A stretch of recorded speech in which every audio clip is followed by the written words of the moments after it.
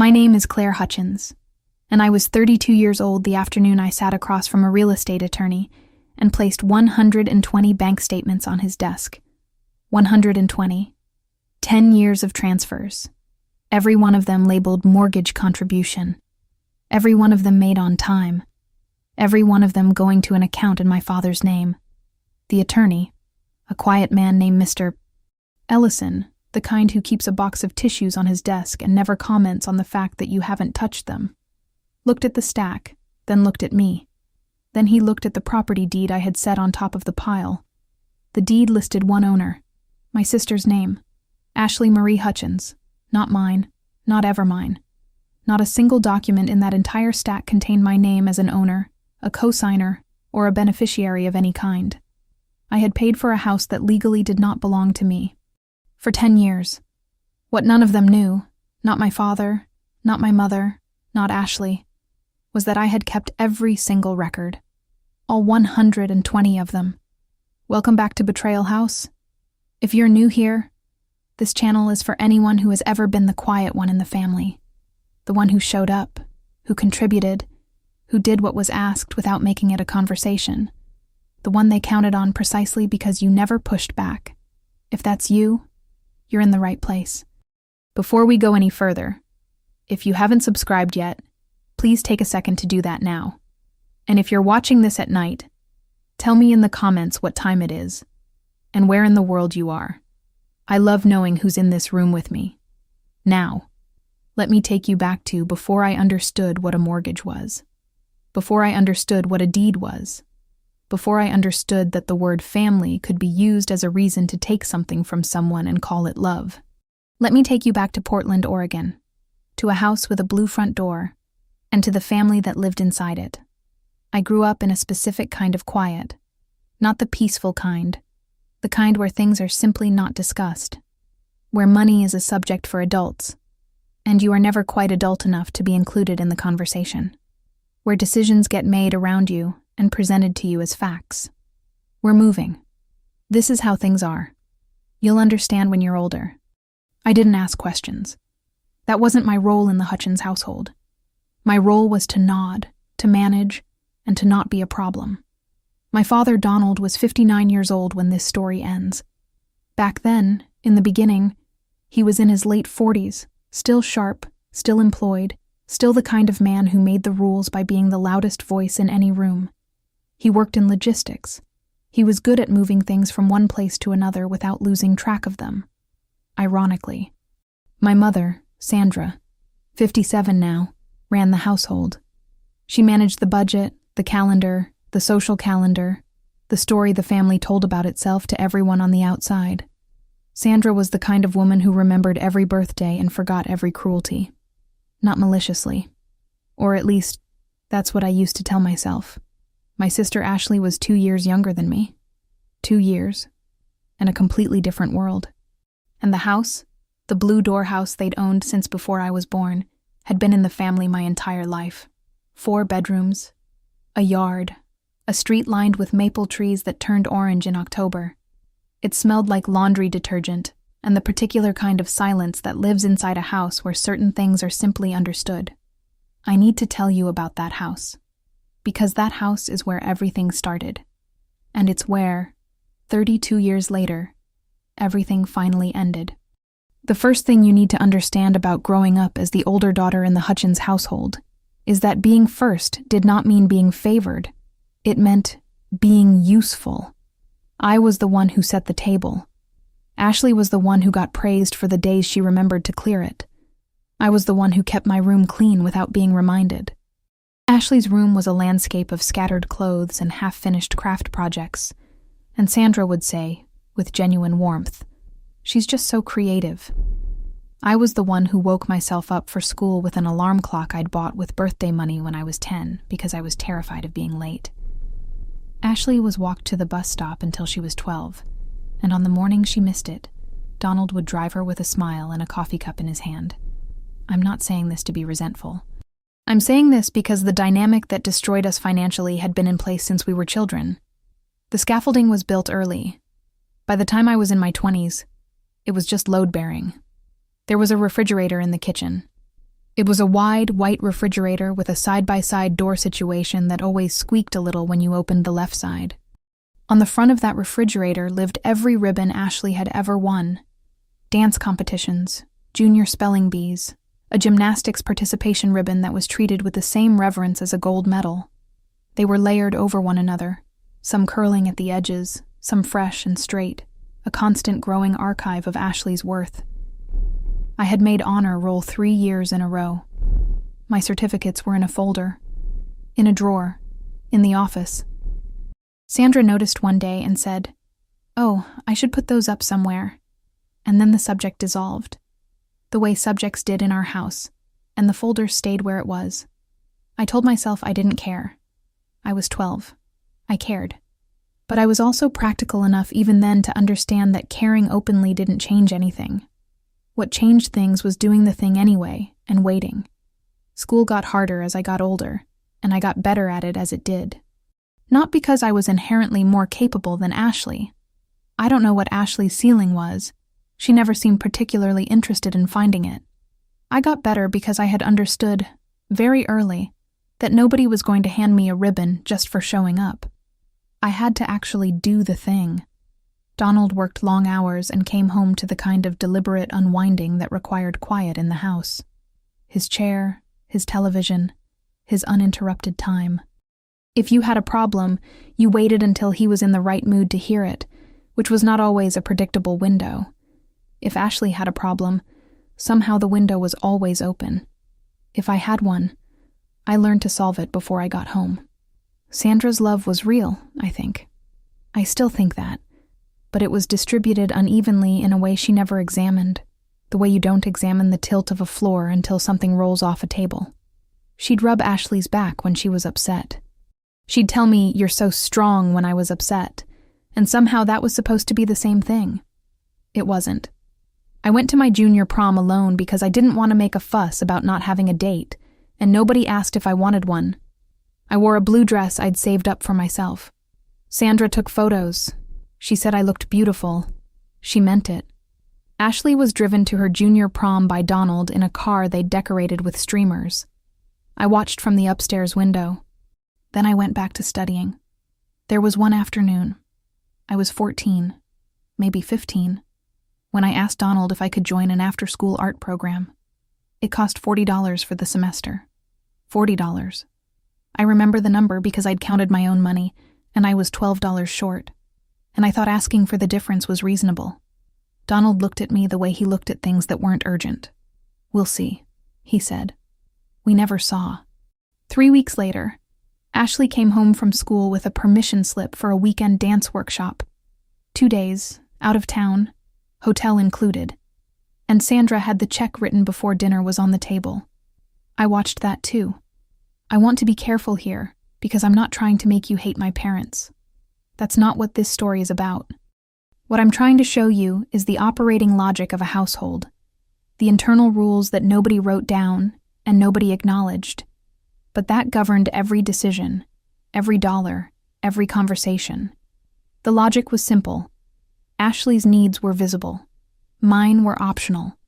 That logic was so consistent, so unvarying, that by the time I was 16, I had stopped presenting needs at all. I didn't ask for things. I found a way. That's what I want you to hold on to. That particular adaptation, that particular response to being overlooked. Because every skill I'm about to tell you I developed, the record keeping, the document reading, the refusal to sign anything without understanding it, all of it grew out of the same root. When you learn early that no one is going to track your contributions, you start tracking them yourself. The summer I turned 17, I got a part-time job at a copy center 2 miles from our house. I rode my bike. I made $8 an hour, and I saved almost all of it, putting it in an envelope inside my textbook, where I was reasonably sure no one would look. Not because I thought anyone would steal it, I don't think they would have, but because having something that was only mine, that nobody had an opinion about, felt necessary in a way I couldn't name yet. That envelope was the beginning of the filing habit. Keeping things, labeling them, knowing where everything was. It seemed small. It wasn't. The last image I carry from childhood, The one I come back to when I think about how all of this was possible is from the night before Ashley's high school graduation. I was 20 at the time, already working, already out of the house. I came back for the occasion. Donald grilled in the backyard. Sandra had made Ashley's favorite cake.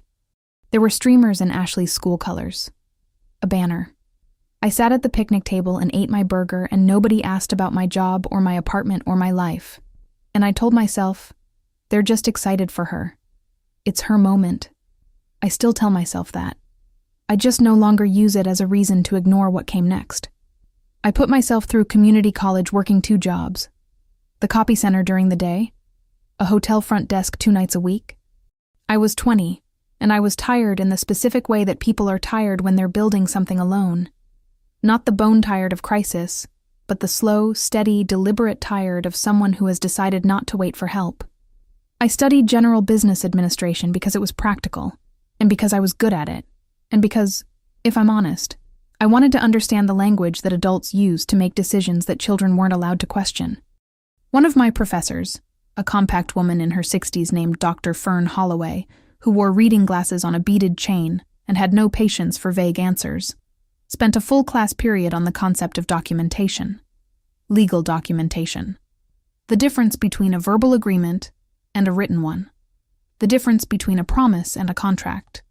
The difference between we agreed and here is what we agreed to, in writing, with signatures. Verbal agreements, she said, are the leading cause of family lawsuits.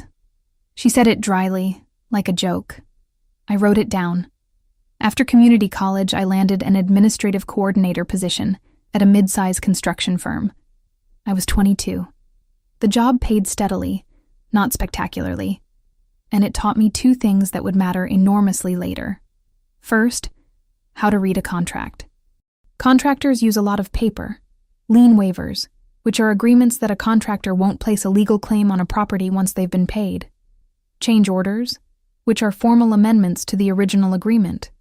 Scope documents, which define exactly what work is being done for what price.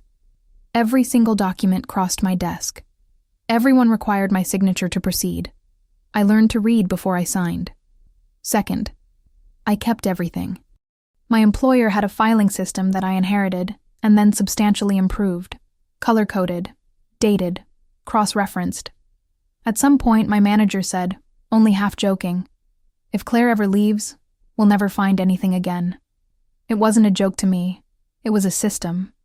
The person who taught me the most was a project manager named Greg, who had been with the company for 19 years and had the patient, unhurried manner of someone who has seen every way a job can go wrong and has developed a philosophy about it. Greg's philosophy was this: a document you can't find is a document that doesn't exist. He said it so often it became a kind of mantra in the office. His desk was a model of organization, not tidy in the aesthetic sense, but organized in the functional sense, which is a completely different thing. He knew where every piece of paper was. He could put his hand on any invoice from any project going back 7 years. "What happens if there's a dispute?" I asked him once, during one of those quiet Friday afternoons when the phones weren't ringing and the coffee was getting cold. "There's always a dispute," he said. "The question is, who has the paper?" I wrote that down too. I brought the same system home. Copies of my lease, copies of my utility bills, pay stubs, tax documents, medical receipts. The first time I got a parking ticket, I filed the receipt for the payment with a note of the date and location. People thought it was excessive. I thought it was basic. And at 22, when my parents called me with a proposition about a property investment, I had already been the kind of person who kept records for 4 years. I just didn't know yet how badly I would need them. The call came on a Tuesday night in October. I remember because I was eating soup at my kitchen table, the kind of soup you make when you don't have a lot of time or money, lentils, whatever vegetables were on sale, a bay leaf. My apartment was small and clean and completely mine, down to the secondhand bookshelf I'd sanded and repainted myself. Donald called. He and Sandra had found a property, an investment, he said, a house about 40 minutes from the family home. A good deal, good neighborhood, the kind of thing that appreciated over time. They were going to manage it, and they wanted Claire to contribute to the mortgage, $100 a month. And together, as a family, they would build equity that would eventually benefit everyone. This is how families build wealth, he said. The deed would be handled, he said. It was a family asset. The specifics were being worked out. I asked one question. Will my name be on it? It's a family investment, Claire. Don't make it about names. I should have pressed. I know that now. I know it in the way you know things in retrospect. Cleanly, painfully, without the confusion that makes the original moment forgivable. But I was 22, and Donald had never once in my life given me a reason to believe he was working against me. Absent, yes. Inattentive, yes. But not against me. So I said yes. I set up the automatic transfer that weekend. $100, the 5th of every month, to Donald Hutchins's account. I labeled it the same thing in my bank's memo field every single month, every single time, for 10 years, almost without thinking about it. Mortgage contribution. I even kept the confirmation receipts, because that's who I was. The first few years, Donald would occasionally text me updates. The water heater needed replacing. They'd repainted the exterior. A tenant had moved out, and a new one had moved in. I was never involved in the decisions. I was never consulted. I was just the monthly transfer, arriving on the 5th, quiet and reliable as a tide. I want to tell you about one specific moment from those early years, because I think about it sometimes, and I think you need to hear it. It was year 2. I had been paying for 14 months when I drove past the property on a Sunday. I had an errand in that part of the city and went slightly out of my way because I wanted to see it. Just see it. I'd never been inside. I hadn't been invited. The tenants were strangers, as far as I knew. But I had this idea, irrational maybe, that looking at the house would make it feel real, that seeing the place where my money was going every month would give it a shape, a weight, something I could point to. I parked across the street. It was a beige house with a covered porch. Neat yard. Someone had a potted plant by the front steps. I sat in my car and looked at it for about 3 minutes. Then, a car pulled into the driveway, and a young couple got out with grocery bags, and I realized I was a stranger in a parked car staring at someone else's home. I drove away. That was the last time I tried to connect to the property in any concrete way. After that, the $1,100 was just a number. A monthly number. An assumption I'd stopped examining. After a while, even the updates from Donald stopped. I kept paying. 10 years is a long time. In 10 years, I got promoted twice. I moved from my first apartment to a larger one, then to the one I was in when this happened. A second-floor unit with big windows and a kitchen I actually liked cooking in. I had a savings account with a real balance in it. I had a 401k that was going to be something, someday. I had built a small, solid life on a coordinator's salary and a decade of careful decisions. And every month on the 5th, when $100 went to Donald Hutchins, it had become so automatic that it barely registered anymore. A fixed expense, like electricity, like the internet. The conversation that changed everything happened on an ordinary Wednesday in March. I was having lunch with a coworker named B, a woman in her mid-40s who had just gone through a refinance and could not stop talking about it. She was describing her home equity line of credit. That's a loan you can take out against the portion of your home's value that you own outright, the equity, and how she was using it to renovate her kitchen. I said, almost without thinking, I've been contributing to a family property for 10 years. I should look into whether I could do something similar. B put down her fork. Is your name on the deed? I blinked. The deed it's a family asset. It's being handled.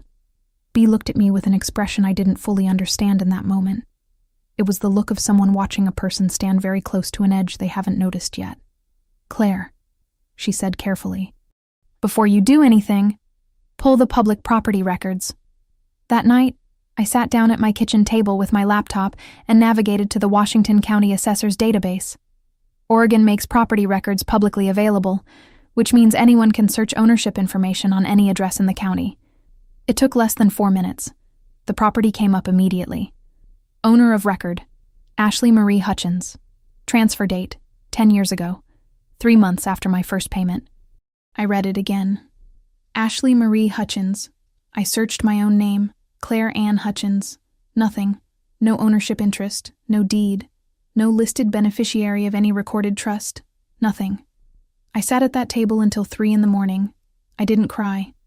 I refreshed the page 6 times because some part of my brain was insisting that I had made a mistake, that I was reading it wrong, that there was an explanation that was going to surface and make this make sense.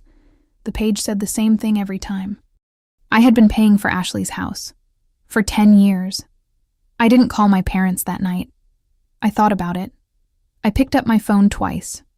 Both times I put it back down. Because I realized, sitting there in my kitchen with the assessor's database open on my screen, that I needed to understand what I was actually dealing with before I said a single word to anyone in my family. I found a real estate attorney named Mr. Ellison through my company's employee legal assistance program. I had an appointment within the week. His office smelled like old books and coffee and was on the 3rd floor of a building downtown that had probably been impressive in 1987. He listened to the whole story without interrupting. Then he asked me 2 questions. Do you have documentation of your payments? Do you have any written communication from your parents implying shared ownership or promised equity? I said yes to both.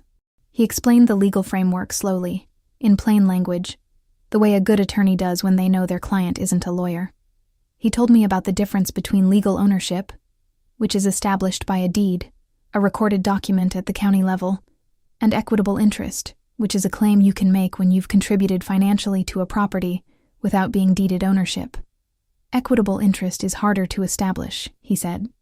You need to prove that there was a reasonable expectation of ownership, that the other party led you to believe you had a stake. He also mentioned a second legal theory, unjust enrichment. That's when one party benefits financially from another person's contributions in a way that isn't fair or legally justified. If you can show that your family accepted your money and used it to maintain a property that was secretly in someone else's name, without your informed consent, that's the kind of case courts take seriously. Most people in your position, he said, have nothing. No paper, no messages, just their word against the family's. I reached into my bag. I set a thick manila envelope on his desk. He opened it. Inside, 10 years of bank statements. Each monthly transfer to Donald Hutchins, highlighted in yellow. The memo field visible in every single one. Mortgage contribution, he read aloud. He looked up at me over his reading glasses. Tell me you have more. I have more, I said. I spent the following weekend on my living room floor. The filing cabinet I'd brought from apartment to apartment since I was 22 sat open beside me, and I worked through it methodically, the way I'd been taught to work through things, which is to say, slowly, completely, and without skipping anything that seemed irrelevant before I'd examined it. The bank statements were the foundation. 120 of them. 10 years, 12 months each. I sorted them by year, labeled each stack with a sticky note, and confirmed that every single transfer was there. $100, the 5th of the month, every month. 1 month, January of the 3rd year, when I'd had an unexpected car repair, I'd paid on the 8th. The transfer was still there, still labeled. I had never once stopped. Then I went to the email archive. My email account goes back 12 years, which means it goes back further than the payments. I searched Donald's name. 47 results. Most were mundane. Holiday logistics, family updates, the kind of emails families send each other that mean nothing and are preserved anyway. But 3 of them mattered. An email from 2015, the year the payments began, in which Donald wrote, "We're getting the paperwork sorted on the property. In the meantime, your contributions are going directly to the mortgage. You're doing the right thing." An email from 2018, year 3, in which he wrote, "The property is holding its value really well. You're building toward something real here, Claire. Building toward something real." I printed both emails, put them in sleeves. Then I went to Sandra's texts. My mother is not a frequent texter, but she is a consistent one. Short messages, checking in, birthdays. She had texted me about the property twice over the years. Once in 2016, "Don't worry about the deed stuff. This is for all of us." Once in 2020, when I'd had a hard month and mentioned I was feeling stretched thin. You're contributing to the family, that matters. Both of these, I screenshotted, printed, and sleeved. Then I found the card. I hadn't been looking for it specifically. It was in a cardboard box I'd packed when I cleared out my last storage unit, a box of family items I'd kept out of habit and never quite sorted through. Holiday cards, a birthday letter from my grandmother, a photograph from Ashley's 16th birthday party, and a graduation card. To Ashley, from Donald and Sandra. The handwriting was Sandra's, her distinctive round letters, the way she always underlined the names she was addressing. Baby girl, we are so proud of you. The house is yours. You've earned it. All our love, Mom and Dad. I flipped it over. The postmark was from the same month as Ashley's undergraduate graduation, which was the same year the property deed was filed. 3 months after my first payment. I read the card 4 times. Then I put it in a plastic sleeve, labeled it with the date, and added it to the stack. When I brought everything back to Mr. Ellison the following Monday, he spent 20 minutes going through it in silence while I sat in the chair across from him and watched him read. Finally, he looked up. "This is a strong file," he said. It wasn't a compliment. It was a professional assessment. The emails establish reasonable expectation of ownership. The card establishes that your parents knew, before your payments began, that the property was not going to be shared. He set the card down carefully. "They took your money," he said, while already knowing it wasn't your house. There was a word for that, I was about to learn, and it was a word a judge would recognize. I'm going to stop here for just a second, because I know that some of you are listening to this and feeling something you maybe can't name yet. That specific kind of nausea that comes from recognizing a pattern, from hearing a story that sounds a little too familiar. If someone in your family has ever used the word trust as a reason not to put something in writing, if you've ever handed over money or time or loyalty and been told that the details would be handled, I want you to drop the word filed in the comments.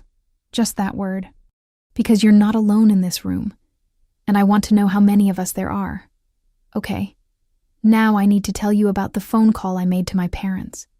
The one where I still hadn't told them everything I knew. The one where they showed me exactly who they were. I called Donald on a Thursday evening. I had rehearsed the call with Mr. Ellison's guidance. Not a confrontation, not an accusation, just a question. A daughter asking her father to explain something she'd come across. Calm. Curious. Not revealing the scope of what I had, or what had already been set in motion. He answered on the 3rd ring. I told him I'd been looking into the property we'd been investing in together, that I'd searched the county records to understand what my equity position looked like, and that Ashley's name had come up as the owner of record. Silence. 3 seconds. Maybe 4. The house was always going to be Ashley's, he said.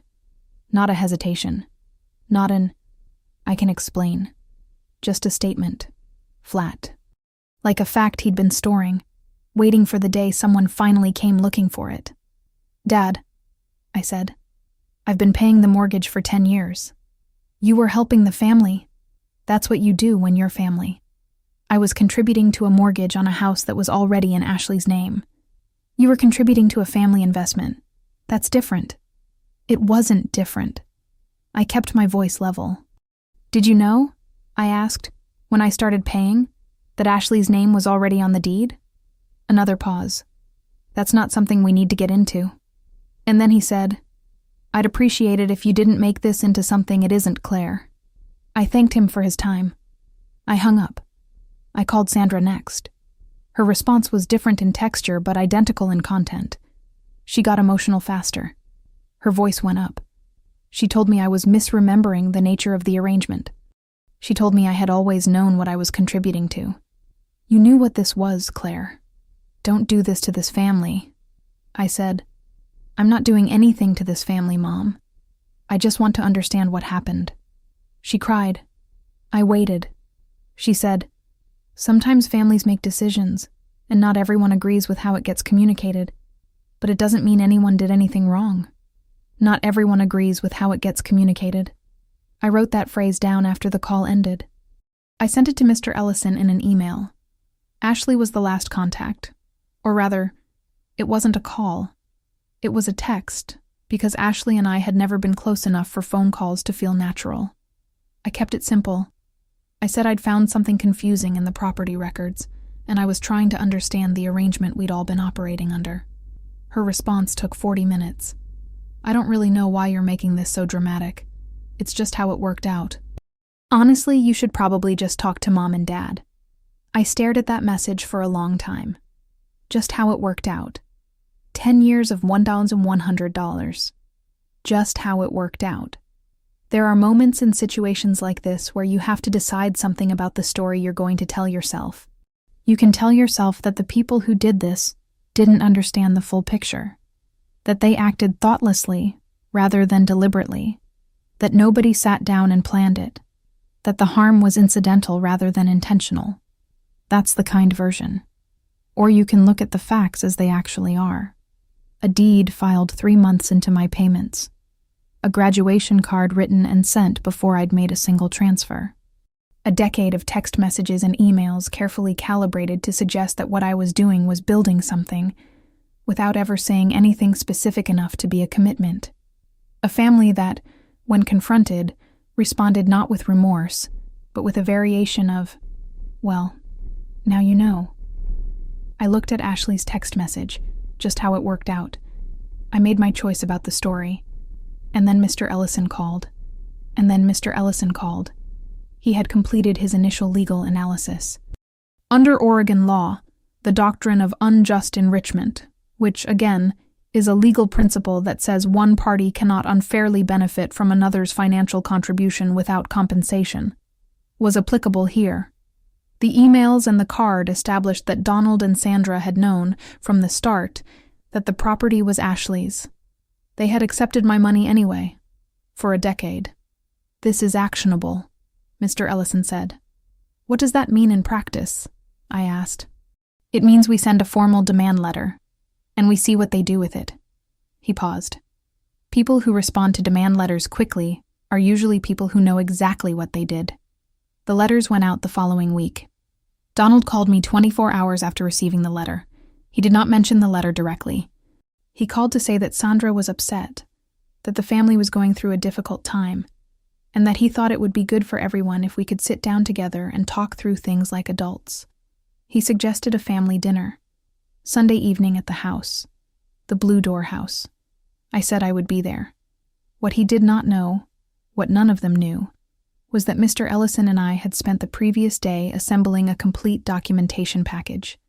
Every statement, both emails, both of Sandra's text messages, the graduation card in its plastic sleeve, a copy of the property deed, a printed copy of the demand letter, and a 2-page summary, written in plain English, of the legal claims we were prepared to file if the matter was not resolved. I put all of it in a forest green folder I'd bought at the office supply store. The color felt appropriate, businesslike. The kind of folder that says, I didn't come here to argue. I came here to demonstrate. On Saturday, Ashley posted an Instagram story. I wasn't following her, but a mutual connection sent it to me with a screenshot. Ashley was standing in the kitchen of the property, the kitchen I'd been paying for, the countertops Donald had mentioned replacing 2 years ago, with a paint chip in each hand, captioned, "Finally renovating my house. So excited." I forwarded the screenshot to Mr. Ellison. He added it to the file. Sunday morning, I drove to the copy center, the same chain as the one I'd worked at when I was 17, though a different location, and made 2 complete copies of every document in the folder. 1 set stayed in my car. 1 set went into the folder. The originals were in a lockbox at home. I am meticulous. I have always been meticulous. I arrived at the Blue Door house at 6 o'clock. Sandra had made a roast. The table was set with the good dishes. There were candles. Ashley was already there, sitting at the table with her phone, wearing a sweater I didn't recognize, and an expression of studied neutrality. Donald was standing at the counter. He looked older than the last time I'd seen him. Smaller, somehow. I set the green folder on the counter next to the door. I sat down at the table. I chose the seat across from both of them, next to the hallway that led to the front door. I had learned, at 22, to sit near exits. We made it through the soup. Sandra talked about a neighbor's garden renovation. Ashley talked about a trip she was planning. She mentioned cities, restaurants, spending money she had because she was not paying rent on a house that someone else was funding for her. Donald asked about my job with the distracted politeness of a man who was watching a clock, waiting for the part of the evening that hadn't happened yet. The green folder sat on the counter behind me. Nobody mentioned it. I want you to understand what that first half of the dinner was like. The candles, the good dishes, the smell of the roast, which was genuinely excellent. Sandra always made a good roast, the careful normality of it. Everyone performing a version of a family that had nothing to answer for. I let it go on. I let the soup course run its course. I answered Donald's questions about my job. I told Sandra the roast was wonderful, because it was. I watched Ashley scroll through her phone when she thought no one was looking. I let the silence do its work, because the silence was doing something. Every minute that passed without me mentioning the folder was a minute they spent wondering whether I was actually going to do it, whether I had the nerve, whether the quiet, reliable, manageable Claire they'd known for 32 years was going to stay in her lane the way she always had. She wasn't. Then, as Sandra stood to clear the bowls, I got up, picked up the folder, came back to the table, and set it in the center, where the centerpiece had been. The room went still. "I want to go through some things," I said. My voice was completely level. "I want you to hear that. I had been waiting 10 years to understand what had been done to me, and I had been waiting 2 weeks to sit in this room with the people who had done it, and my voice was completely level." I opened the folder. I removed the property deed first. I placed it in the center of the table. "Ashley has been the legal owner of this property since the year I began contributing to the mortgage," I said. "The deed was filed 3 months after my first payment." Donald opened his mouth. I placed the graduation card on top of the deed. He closed it. "This was sent to Ashley the same month the deed was filed," I said. Sandra's handwriting. I looked at Sandra. "You wrote, 'The house is yours, baby girl. You've earned it.'" Sandra's face had gone a color I didn't have a name for. I placed the 2015 email. "This is from you, Dad. From the week I started paying. You wrote, 'Your contributions are going directly to the mortgage. You're doing the right thing.' You used those words. The right thing." I placed the 2018 email. 3 years later, you wrote, "You're building toward something real here, Claire." I set down Sandra's texts. I set down the 120 statements, bound with a rubber band, the yellow highlighting visible along the edge of the stack. 120 payments. 10 years. $1,100 a month. I set down Ashley's Instagram screenshot. Posted Saturday. I set down the demand letter. And this is the formal notice from my attorney, which you received on Wednesday. The table was covered. 10 years. Documented. Organized. Labeled. Donald stood up. "You cannot do this," he said. His voice had a tremor in it I hadn't heard before. "This is a family matter." "You're right," I said. "It is, which is why I'm telling you directly, in person, before any of this proceeds further." Sandra was crying. The quiet kind. The kind that doesn't make a sound. Just lets the tears go. "It wasn't supposed to go this way," she said. I looked at her. Then how was it supposed to go? She didn't answer. Ashley had been silent the entire time.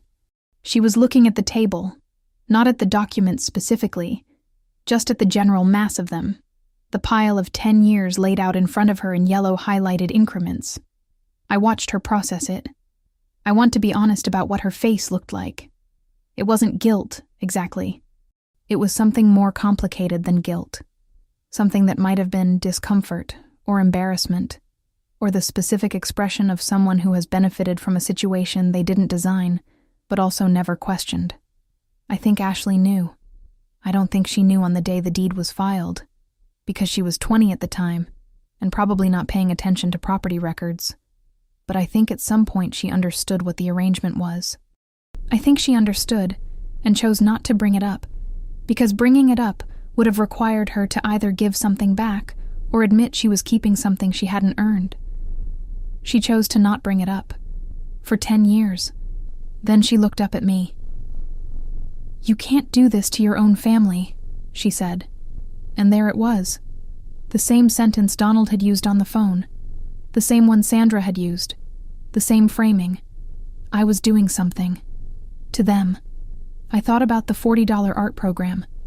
The after-school cost I hadn't been able to get $12 to cover. The honor roll certificates in the drawer. The prom night I'd watched from the upstairs window. I didn't do anything to this family, I said. I kept my voice exactly where it had been the entire time. I paid for a house that was never mine. For 10 years. I'm asking to be compensated for what was taken. That's not doing something to someone. That's just math. Not one of them responded. I picked up my copies. I closed the folder and left it on the table. I pushed my chair back. I stood up. "Thank you for dinner," I said to Sandra. I meant it, actually. The roast had been good. Some things can be true at the same time. I walked down the hallway. I opened the blue front door. I stood in it for 1 second. I don't know why. Maybe just to see it from the inside one more time. The door that had been pretty to me once, when I was young enough to believe that the people behind it were looking out for me. Then I stepped out. The door closed behind me, and for the first time in 32 years, I felt like I could breathe. The case settled 6 weeks later. Mr. Ellison had prepared a full filing, but Donald and Sandra did not want a court record. They negotiated through a family law mediator, a neutral third party who facilitates settlement agreements without a judge. The figure we agreed on was $87,000. That's 10 years of payments, $132,000 total, minus the documented property expenses Donald and Sandra had covered over the years, property taxes, insurance, certain maintenance costs that were verifiable. The math was not simple, but it was documented. On both sides. $87,000. Donald and Sandra took out a home equity line of credit against the property, the same property I'd been funding, to pay me. Ashley had to refinance her mortgage to absorb the change in the lien structure. I did not feel satisfaction about this in the way I thought I might. It wasn't triumph. It was more like the specific quiet that comes after a very long noise has stopped. You don't celebrate the quiet. You just notice it. The family relationships did not explode. There was no dramatic confrontation at a later date, no phone calls full of accusations, no group texts.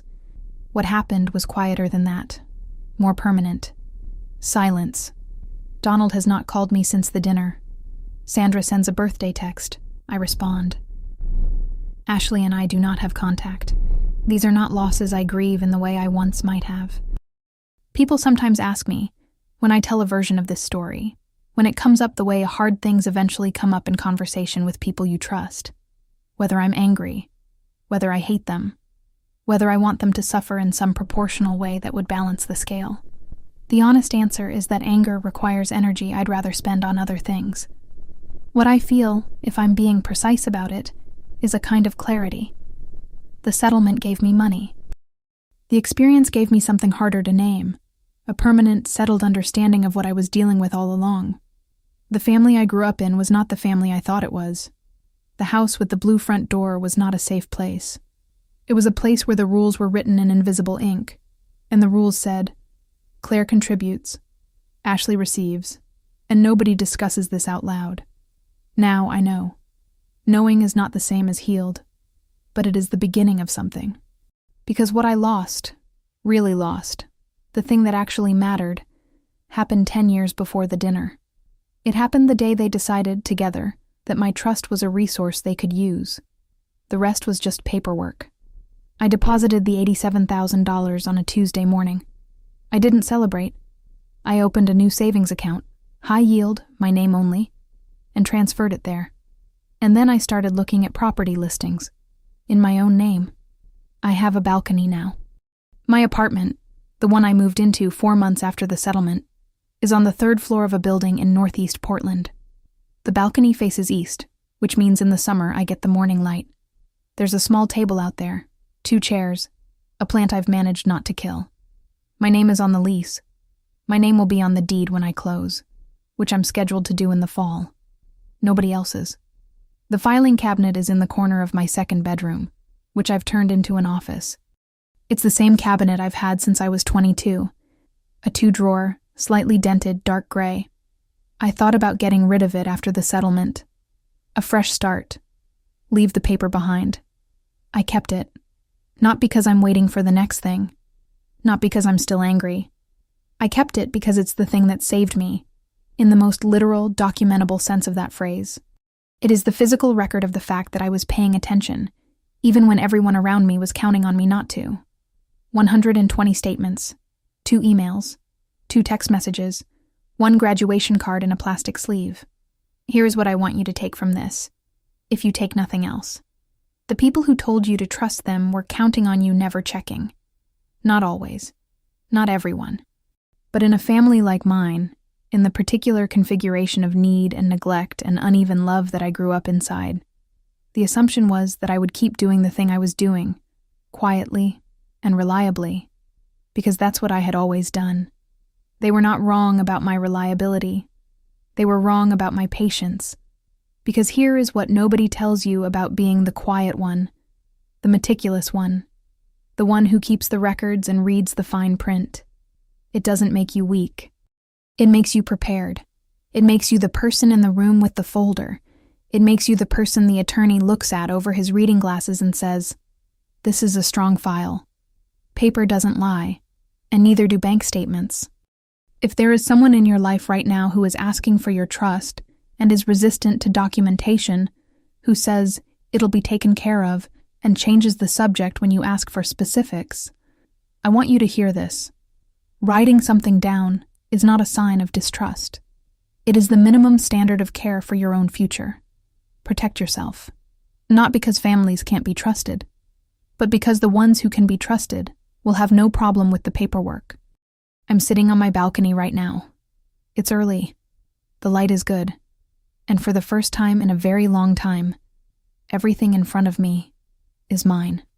If this story stayed with you, if it made you think about something in your own life, something you've been paying into without ever seeing your name on it, I want to hear from you. Tell me in the comments, what's the one document you wish you had kept? Or just drop the word filed. I'll know what you mean. If you're new here, please subscribe. This channel exists for the people who handle things quietly, who don't make a scene, who build their case before they open their mouth. There are more of us than people think. Share this video with someone who needs to hear it. Not to alarm them, just to remind them. Check the paperwork. Ask the question. Keep the record. And to anyone who is right now in the middle of something like this, who is sitting at a kitchen table at 3 a.m. looking at a search result they didn't expect, I just want you to know, you are not crazy. You are not dramatic. You are not making something into what it isn't. You're just finally looking at what was always there. Take care of yourself. I'll see you in the next one.